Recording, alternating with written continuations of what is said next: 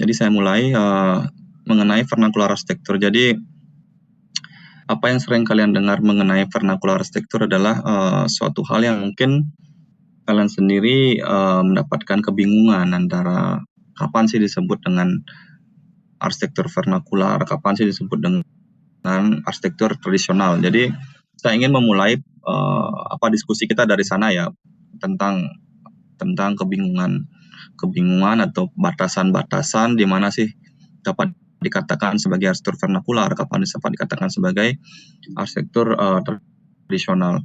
Nah, tentunya dalam definisi yang akan saya sampaikan ini, secara perlahan tentu kalian akan mendapatkan apa sih pemahaman mengenai arsitektur vernakular dan di mana konteks penekanan atau perbedaannya dari arsitektur tradisional.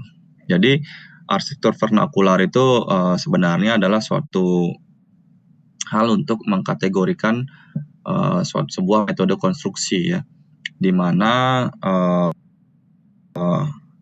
selalu mempergunakan resources atau sumber daya yang tersedia secara lokal, baik itu sumber daya manusia ataupun sumber daya alamnya harus tersedia secara lokal dan kemudian dikerjakan untuk menyelesaikan persoalan-persoalan lokal tentunya. Jadi persoalan-persoalan setempat. Jadi itu kata kuncinya. Jadi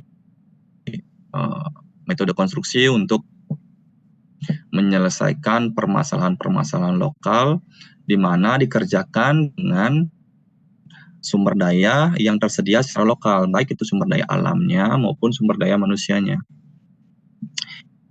Dan arsitektur vernakular cenderung berevolusi sepanjang waktu untuk merefleksikan lingkungan, budaya, dan historis di mana bangunan tersebut berada. Gitu. Jadi karena dia menyelesaikan permasalahan-permasalahan lokal, terupgrade atau berubah, kemudian berevolusi persoalan-persoalan itu, nah maka arsitektur vernakular ini juga tidak memiliki pakem yang khusus mengenai bentuk, mengenai desain, di mana dia selalu kuncinya dia merefleksikan lingkungannya, budaya dan historisnya.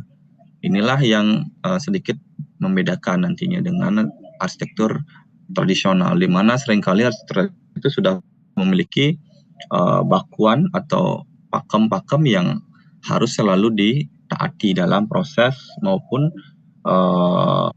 konstruksinya, proses desain maupun konstruksinya.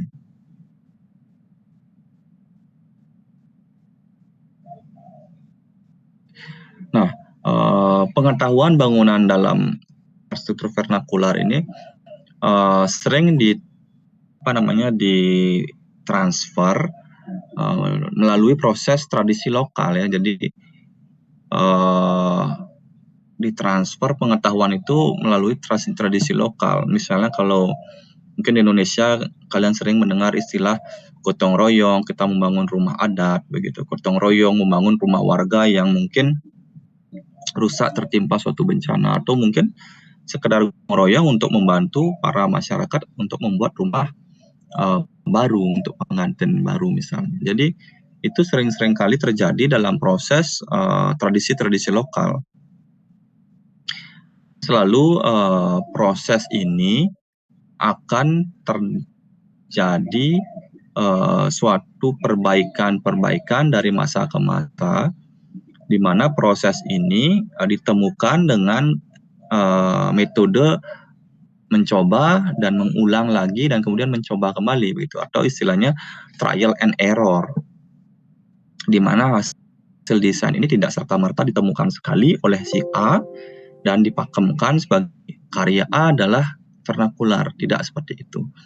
Jadi proses arsitektur vernakular ini dia didapatkan melalui proses yang panjang, regenerasi dari beberapa generasi, dan kemudian setelah melalui proses trial and error dan dapat dinyatakan atau dapat dirasakan mampu menyelesaikan persoalan-persoalan lokal, baik iklim, mungkin persoalan kelembaban tanah atau kekuatan daya dukung tanah dan sebagainya.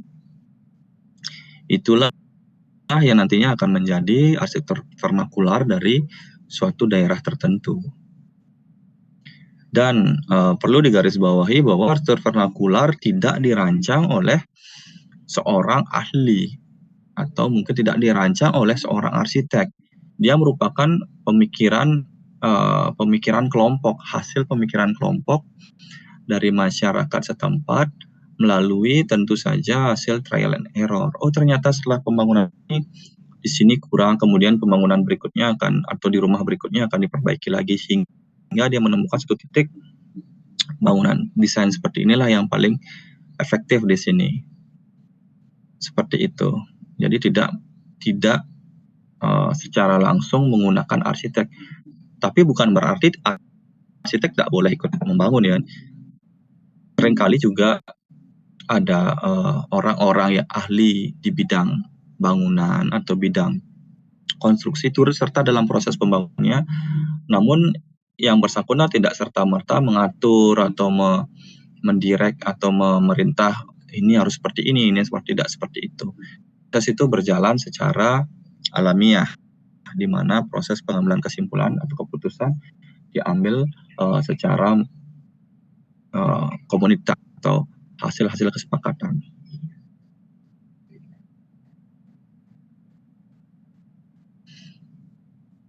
Jadi kata vernakular itu diturunkan dari bahasa Latin yaitu vernaculus, jadi artinya domestik ya, atau asli. Kemudian lokal, indigenous. Kemudian verna itu native slave, di mana dalam ilmu bahasa ini vernakular ini sangat menyangkut sekali dengan waktu, tempat, dan kelompok yang spesifik.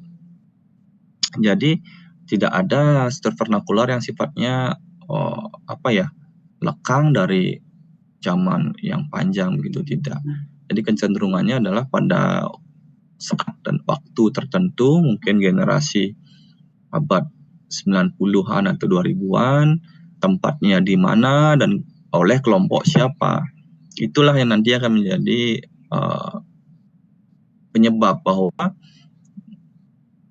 kalau bangunan tersebut muncul di beberapa tempat berbeda, itu kemungkinan dibangun oleh kelompok yang sama, yang kemudian mengungsi ke tempat yang berbeda. Jadi kalau di beberapa daerah seperti itu di Bali, saya contohkan, ada daerah-daerah yang memiliki atau desa-desa atau desa-desa kuno yang memiliki tempat yang berbeda, namun ternyata bangunannya hampir mirip, polanya, sistemnya. Itu setelah ditelusuri ternyata desa A atau desa B adalah merupakan hasil pemekaran atau pemindahan karena sudah overcrowd, kelompok masyarakatnya berpindah mencari lahan yang baru. Itulah diimplementasikan kembali desain-desain yang ingin diterapkan. Seperti itulah jadinya.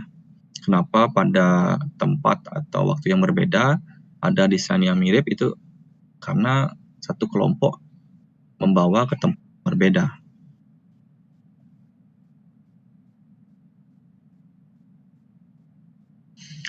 Jadi kembali juga saya tegaskan, apa yang menjadi pembeda dengan arsitektur tradisional adalah di mana vernakular arsitektur ini dia melampaui waktu dan kemudian dapat diadaptasi dan diperbaiki dalam proses kultural yang mampu diterima secara umum.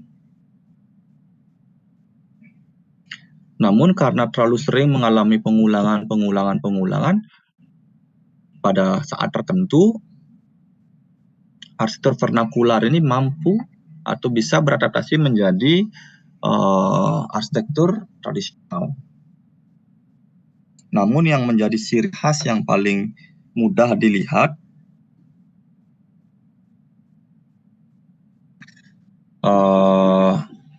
Jadi dia arsitektur vernakular itu tanpa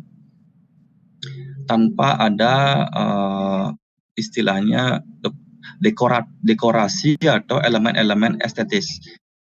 Jadi vernakular tanpa dekorasi, tanpa elemen-elemen estetika, namun yang tradisional arsitektur itu dipenuhi dengan elemen-elemen estetika atau dekoratif. Jadi itulah kenapa kalau vernakular itu tidak termasuk bangunan tempat suci atau istana-istana begitu.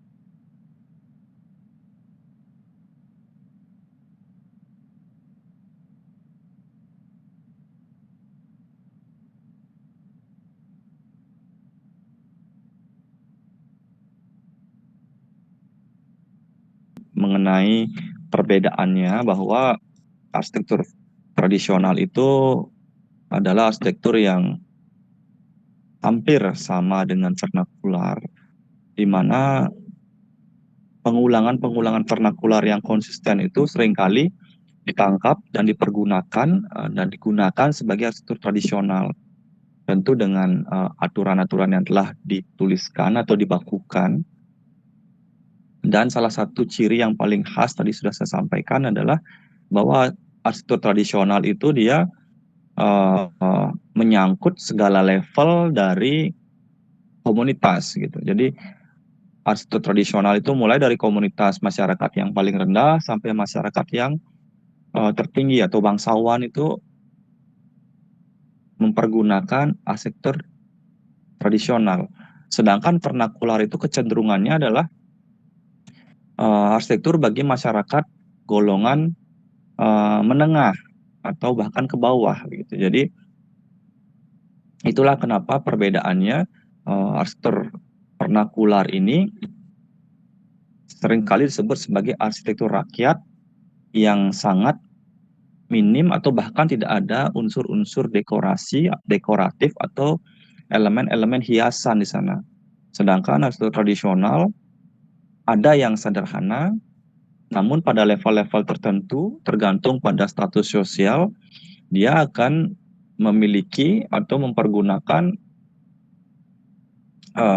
elemen-elemen dekorasi dan elemen-elemen hiasan sesuai dengan level dari si pemilik rumah.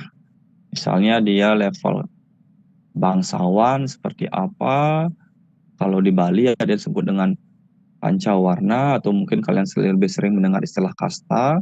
Setiap kasta itu jadi berbeda-beda tingkat dekorasi atau tingkat level jumlah hiasan yang ditampilkan di dalam bangunan.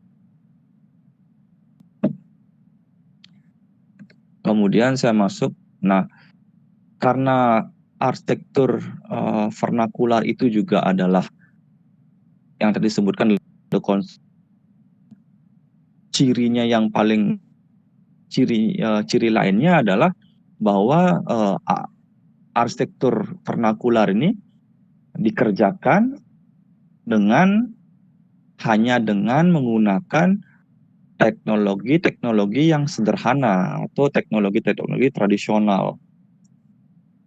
Jarang sekali menggunakan teknologi luar ya, maksudnya kalau paling sederhana yang mungkin bisa kalian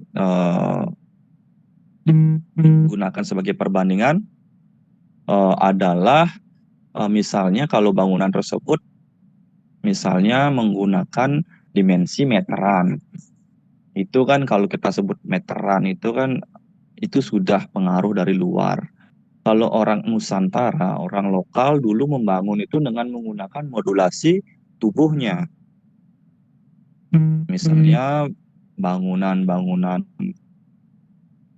dibuat dengan ukuran-ukuran depa, hasta, bentang tangan, langkah kaki, seperti itu mempergunakan teknologinya dalam teknik konstruksinya. Sehingga jarang sekali ditemukan ukuran-ukuran bangunan itu dia adalah ukuran yang numerik atau ukuran-ukuran meteran. Gitu. Itu contoh dari salah satu teknologi sederhana. Banyak sekali teknologi-teknologi lain yang mungkin bisa kalian gunakan sebagai contoh ya. Jadi kemudian bahwa arsitektur vernakular itu dibuat untuk memenuhi kebutuhan-kebutuhan tertentu dengan mengakomodasi nilai-nilai yang terdapat pada budaya di sekitarnya. Misalnya ada bangunan vernakular untuk rumah tinggal atau tempat tidur dan sebagainya. Ada juga bangunan vernakular untuk menaruh hasil panen, padi dan sebagainya. Jadi secara fungsional dia sangat spesifik di sana. Sampai di sana ada pertanyaan, saya persilahkan.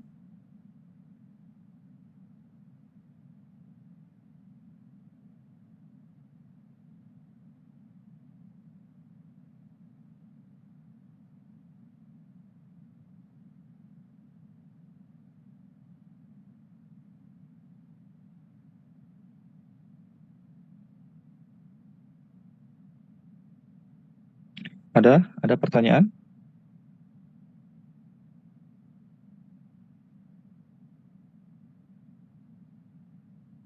Silakan bagi ada yang bertanya, saya persilakan untuk mengajukan pertanyaan.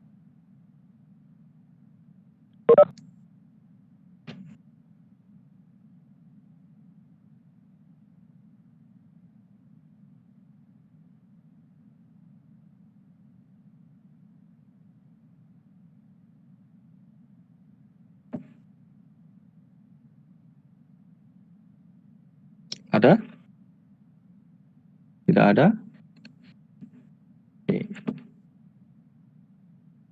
Bisa mendengar suara saya nih? Saya konfirmasi dulu. Jangan-jangan nanti koneksinya bermasalah lagi. Terdengar, Pak. Terdengar ya? Oke. Kalau terdengar, saya lanjutkan.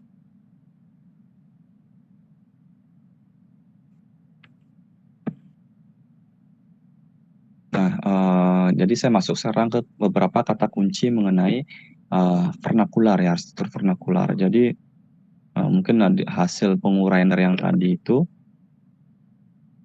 Jadi beberapa kata kunci dari vernakular ini menurut ahlinya, jadi dari Brunskill dan juga Oliver. Jadi ada 3 kata kunci, yaitu lokalitas, kesederhanaan, dan regenerasi. Jadi kata kunci itu kenapa bisa dikatakan seperti itu? Jadi lokalitas ini seperti yang tadi telah dijelaskan, menyangkut kepada pemenuhan kebutuhan lokal dikerjakan oleh orang-orang lokal dengan menggunakan sumber daya lokal, sumber daya alam lokal, untuk menyelesaikan isu-isu lokal, baik itu lingkungan, iklim, geografi, geologi, dan sebagainya. Itu jadi lokalitasnya di sana. Kesederhanaan itu menyangkut dengan bahwa arsitektur vernakular ini seringkali disebutkan sebagai arsitektur rakyat. Jadi arsitektur rakyat, kalau kita mendengar atau menangkap kata rakyat, kecenderungannya adalah kelompok, komunitas, golongan menengah, seperti itu, termasuk juga yang di bawah. Sehingga kesederhanaan ini tampil dari materialnya, dari minimnya elemen dekorasi, minimnya elemen-elemen hiasan di sana. Kemudian yang ketiga adalah regenerasi. Kenapa regenerasi? Bahwa hasil arsitektur vernakular itu dihasilkan dari sebuah proses yang tidak hanya sekali, tapi turun-temurun, atau trial and error tadinya.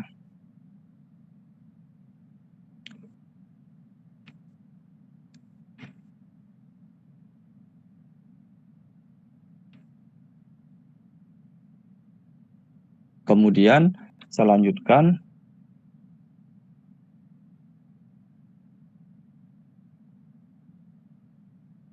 Jadi seperti yang tadi saya sampaikan, bahwa arsitektur vernakular itu untuk memenuhi kebutuhan masyarakat golongan menengah ke bawah. Jadi cenderungnya dari rumah tinggal atau fungsi-fungsi untuk menyimpan hasil panen, hasil pertanian, dan tidak ada yang menyangkut bangunan-bangunan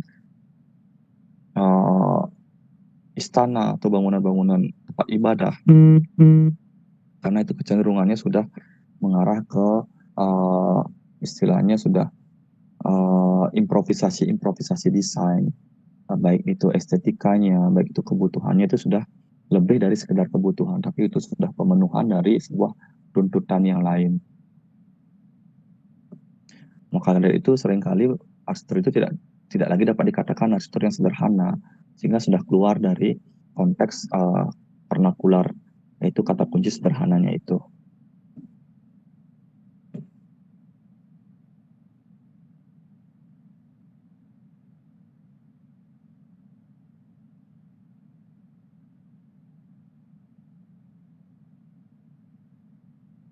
Jadi kalau dalam arsitektur vernakular itu aspek fungsi itu sangat dominan ya, jadi sangat dominan sekali. Itu yang paling menjadi dominan dalam arsitektur vernakular. Dan tidak dibangun untuk mengedepankan estetika atau langgam. di mana jadi hal ini seperti yang saya katakan tadi, arsitektur elit atau arsitektur kalangan kelas menengah ke atas itu tidak dapat lagi digolongkan menjadi arsitektur yang vernakular, karena itu lebih dari sekedar pemenuhan kebutuhan fungsional.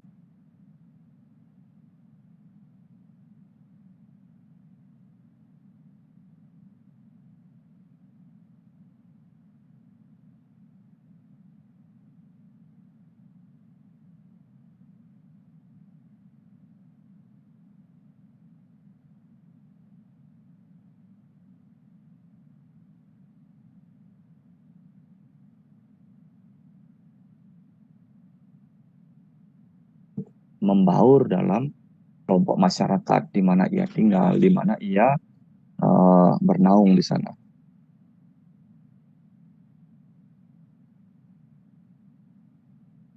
Bangunan vernakular ini sifatnya asli, lokal, dan tidak menerima inovasi dari luar. Maka dari itu sekarang setelah zaman era globalisasi dengan pesatnya perkembangan teknologi, pesatnya perkembangan transportasi, maka banyak sekali arsitektur vernakular yang berubah gitu. Jadi arsitektur vernakular tambal sulam. Jadi atapnya yang dulunya menggunakan sirap bambu digantikan dengan menggunakan spandek, karena spandek lebih murah, lebih ringan, minim perawatan, dan juga tahan lama. Banyak sekali keunggulannya dibandingkan bangunan-bangunan vernakular yang menggunakan atap sirap bambu. Saya harap kalian sudah pernah ya melihat contoh-contoh bangunan vernakular. Kalau di Bali cukup banyak. Kalau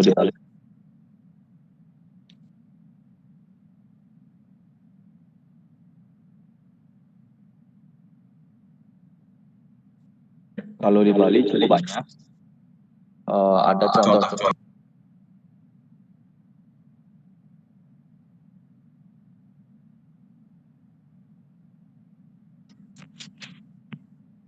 Di Bali cukup banyak ada contoh-contoh bangunan vernakular ya. Misalnya kalau kalian pernah jalan-jalan ke mana itu, ke daerah Penglipuran yang menjadi salah satu desa terbesar di dunia. Di Penglipuran itu itulah desa vernakular, di mana atapnya aslinya adalah menggunakan atap sirap bambu. Semoga kalian tahu atap sirap bambu itu seperti apa. Itu adalah hasil dari lingkungan di sekitar. Jadi kenapa mereka menggunakan sirap bambu? Bukan karena ingin gaya-gayaan ya zaman itu, maksudnya memilih bahan yang sulit dikerjakan. Namun pada saat zamannya itu, itulah yang paling memungkinkan untuk digunakan. Pertama, karena di sekitar desa itu banyak sekali ada hutan bambu. Yang kedua, pertumbuhannya cepat, regenerasi bambu cepat, sehingga dia sangat mudah untuk perbaikan atau untuk maintenance. Jika ada kerusakan bambu dengan mudah bisa dicari kembali. Namun saat ini dengan perubahan teknologi, terutama transportasi, sudah bisa memilih bahan yang jauh lebih efisien. Namun dampaknya adalah perubahan dari tampilan bangunan itu sendiri. Sehingga oleh karena itu tidak bisa dihindari lagi, perubahan itu terjadi ya secara alamiah. Namun pada dasarnya nanti itulah yang akan menjadi arsitektur vernakular, yaitu arsitektur yang terbentuk karena gempuran-gempuran, baik itu kondisi sekitar, lingkungan, dan juga zamannya, budaya. Bisa saja dalam proses pencarian ini, proses pencarian bentuk-bentuk baru, material baru, mungkin 50 atau 100 tahun ke depan, ternyata ada model baru yang lebih cocok untuk situasi saat ini. Itu akan menjadi arsitektur vernakular yang lebih baru lagi, atau pembaharuan dari arsitektur vernakular yang sudah ada dari saat ini. Itulah kenapa arsitektur vernakular itu dia adopted dan beradaptasi. dapat diadopsi dan juga beradaptasi, dan juga melalui proses perbaikan dari generasi ke generasi.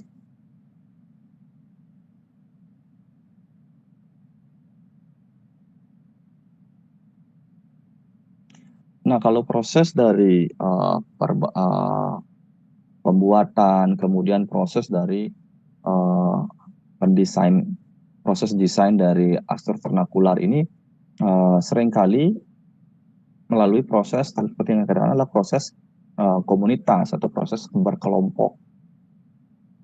Jadi gotong royong kah, dikerjakan bersama, tanggung jawab bersama, sehingga hasil kerjanya akan hasil kerja yang sangat kasar atau rough product lah seperti itu. Jadi karena itulah salah satu konsekuensi dari kerja bersama. Yang berikutnya adalah ini diambil dari hasil keputusan bersama, mungkin musyawarah dari satu kelompok, dan mengenai jika ada suatu perubahan-perubahan yang sifatnya perlu dilakukan.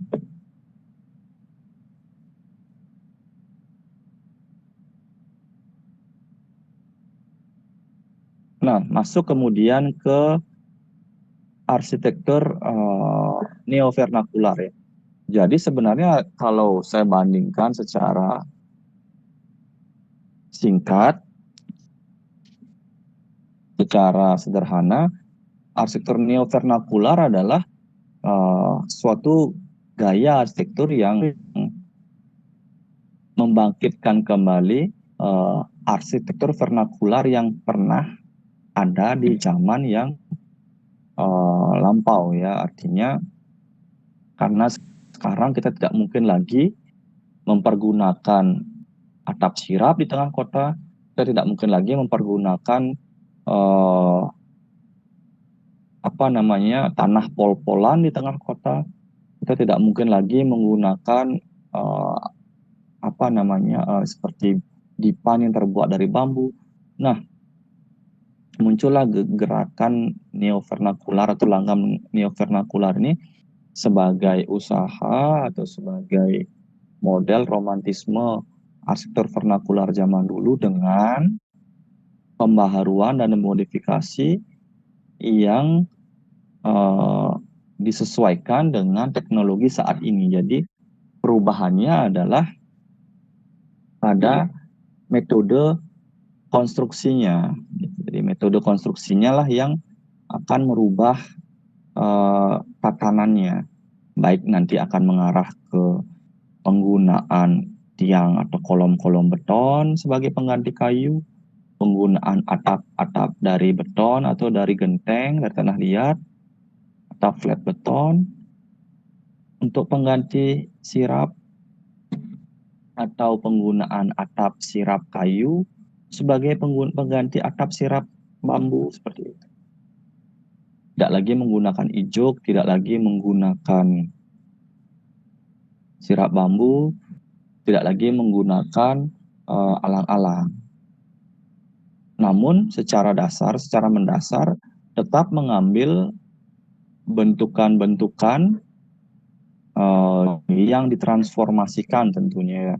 Kalau pernah kalian melihat bangunan penglipuran, rumah tinggal di penglipuran atau di daerah Tenganan, itu kalian akan melihat bangunan vernakular itu seperti apa sih desainnya. Nah, dari sana akan dilakukan sebuah gubahan-gubahan yang nantinya akan bisa dihasilkanlah desain.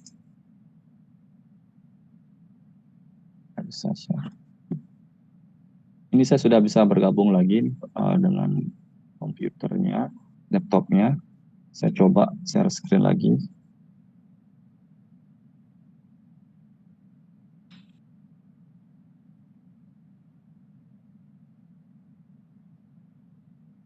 Nah, jadi ini salah satu contoh arsitektur vernakular di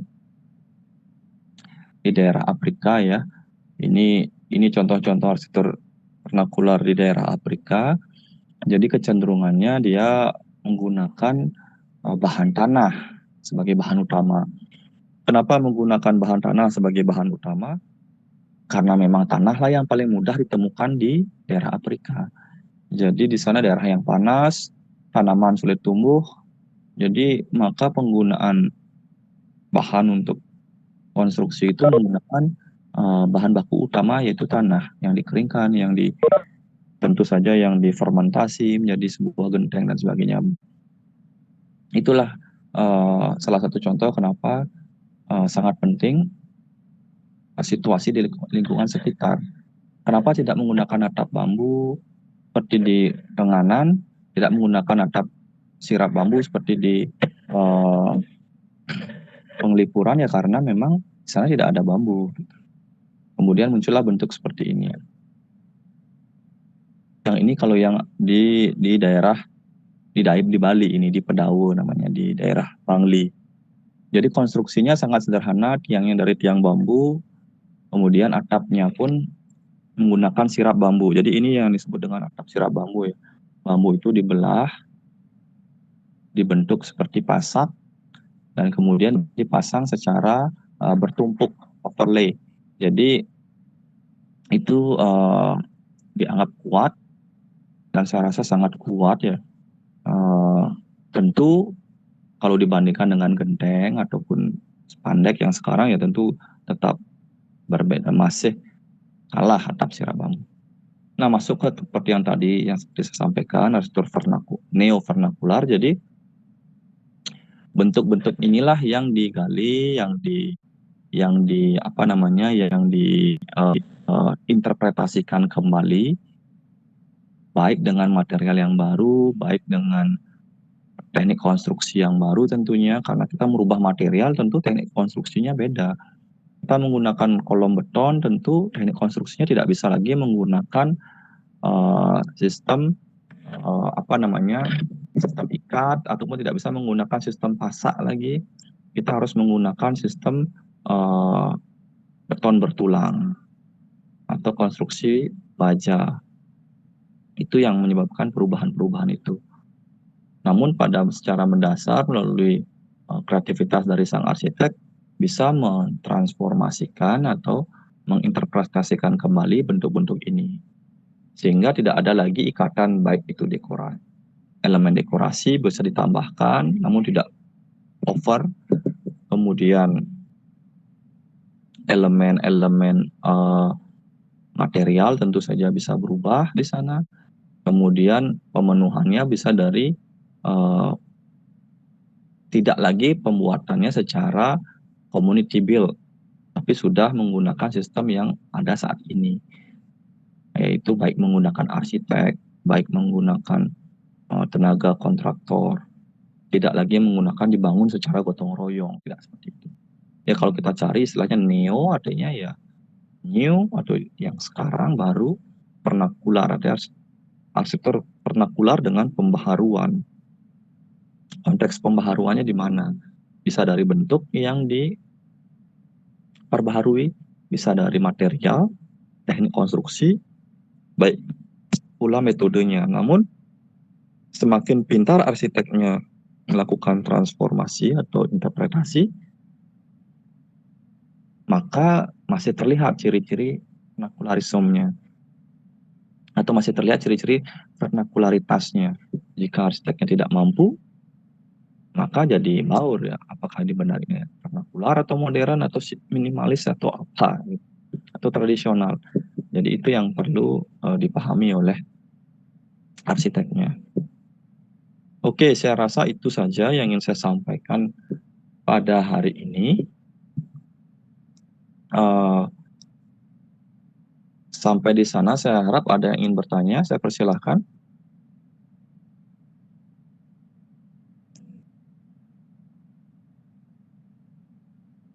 Ada yang mau bertanya?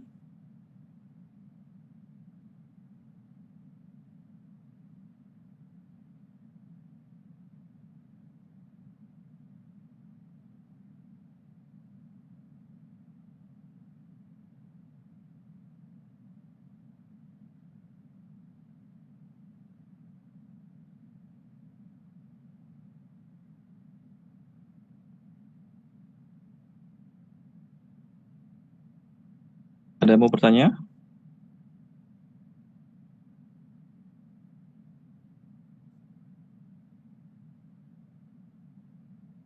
Nah, sambil kalian memikirkan pertanyaan, saya jelaskan mengenai tugasnya. Jadi, tugasnya saya minta kalian membuat resume. Yang pertama adalah mengenai definisi. Definisi ini tentu kalian resume dari beberapa.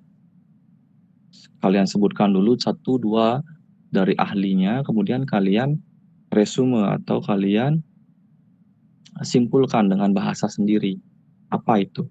Tentunya kalau kalian menyimak dengan baik apa yang tadi saya sampaikan, itu dengan mudah kalian bisa mendapatkan, bahkan saya pikir sampai 2 halaman pun kalian bisa menceritakan tentang arsitektur vernakular itu. Itu yang pertama. Kalian mencari definisi dari para ahli, kemudian mengelaborasikan. Mengelaborasikan ini minimal adalah paling sedikit definisi karakteristiknya ini minimal 1 halaman ya. Jadi kalian sudah menceritakan dari awal sampai akhir, kalian elaborasikan dalam 1 halaman. Tentu lebih awal didahului dengan definisi dari ahli minimal 2. Dan kemudian berikan contoh-contohnya. Yang ketiga, yang poin ketiga adalah berikan contoh-contohnya di mana arsitektur vernakular yang ada di Indonesia.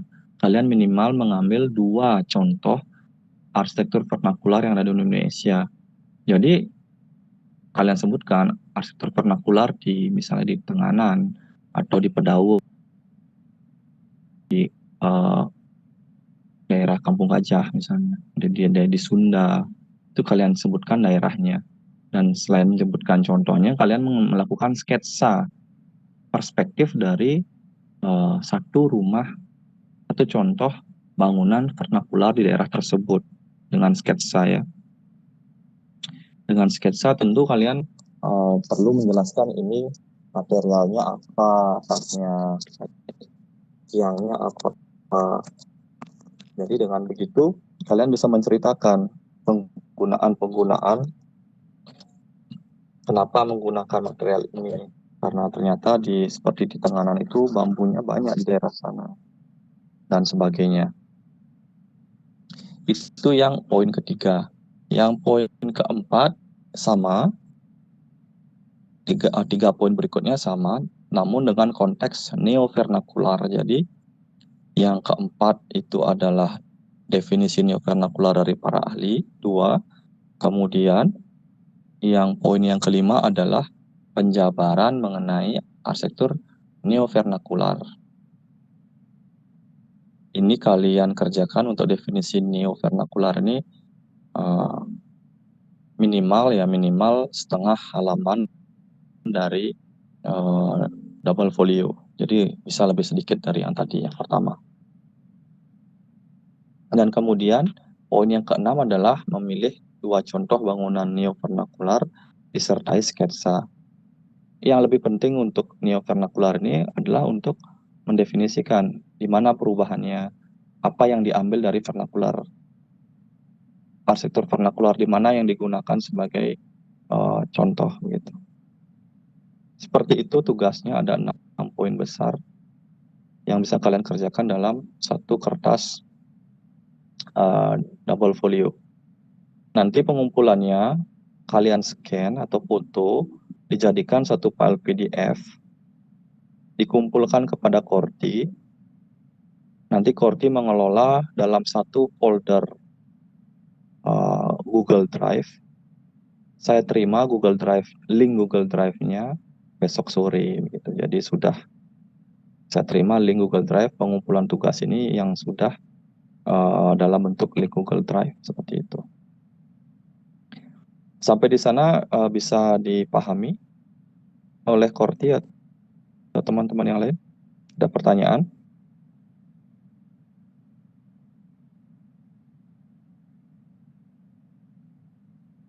Dari saya cukup, Pak. Bisa ditangkap ya penjelasan saya tadi sudah ya? Bisa didengar penjelasan saya tadi mengenai tugas? Ya, ya, jadi nanti saya tidak ingin ada alasan ternyata semua diam-diam, tapi entah suara saya nggak didengar atau memang suara saya tidak masuk begitu. Jadi saya konfirmasi sudah jelas dan kemudian semua 2 orang sudah mengkonfirmasi mendengarkan penjelasan mengenai tugas dan materi. Jadi untuk tugas ini jika tidak ada yang bertanya, saya anggap sudah jelas. Saya tunggu besok untuk link Google Drive-nya. Jadi perkuliahan sore hari ini saya tutup. Yang pertama saya mohon maaf tadi karena ada kesalahan atau masalah koneksi, jadi cukup lama terputus dan gagal untuk melakukan share screen. Sebagai gantinya nanti file akan saya kirimkan kepada Kordi. Baik, terima kasih. Saya tunggu tugasnya. Selamat malam. Sampai jumpa.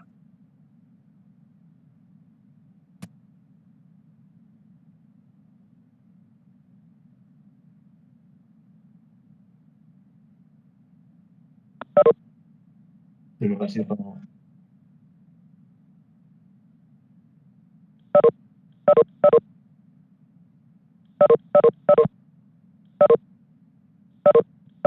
Itu, ini